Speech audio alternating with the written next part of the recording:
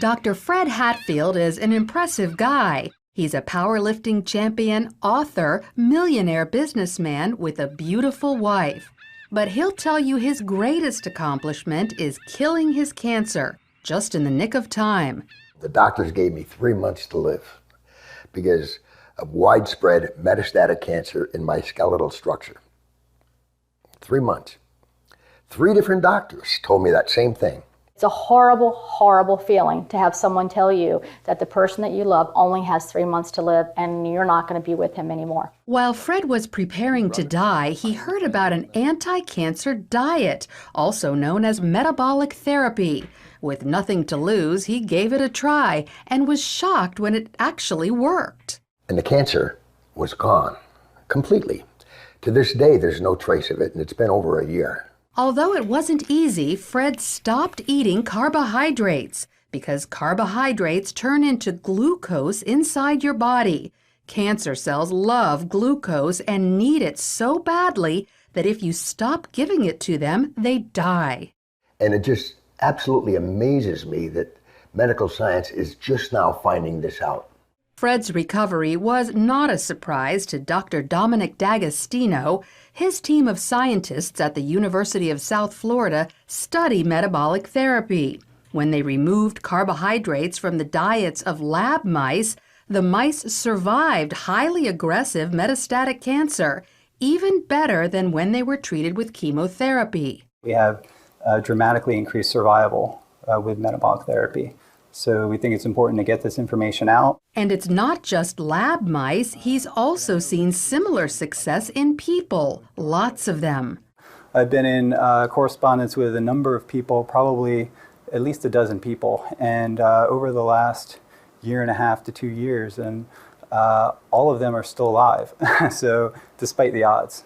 And so this is very encouraging. All cells, including cancer cells, are fueled by glucose. But if you deprive them of glucose, they switch to the alternate fuel ketone bodies, all except cancer cells. A defect prevents them from making the switch to using ketone bodies as fuel, and therefore cancer cells can only survive on glucose.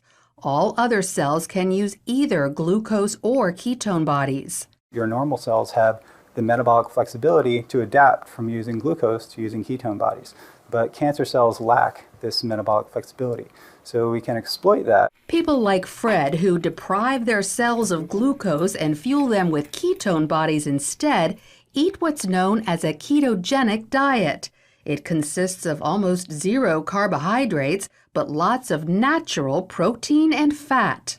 You can go online and there's just cookbooks and, it's clean eating, just very clean eating. None of the sugars, the salts, the trash food.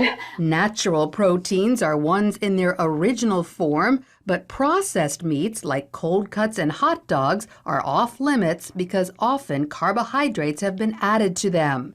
Natural fats are in their original form, like olive oil, avocados, nuts, and also coconut oil. But stay away from trans fats such as shortening or margarine, which are man-made. Some people are afraid to try the ketogenic diet because they think all this fat is bad for their heart.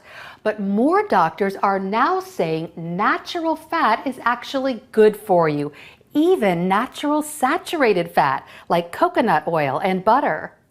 Doctors like cardiologist Stephen Sinatra. Is cholesterol the major cause of heart disease?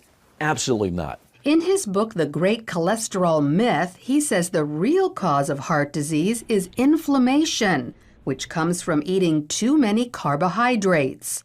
We need to coach our patients and empower them about the dangers of sugar. Unfortunately, they're not hearing that. They're hearing the converse, the dangers of fat. Fat is healthy for you, as long as you avoid trans fats. So by cutting back on carbohydrates and eating natural fats and proteins, you could improve your heart health and even wipe out cancer. Lori Johnson, CBN News.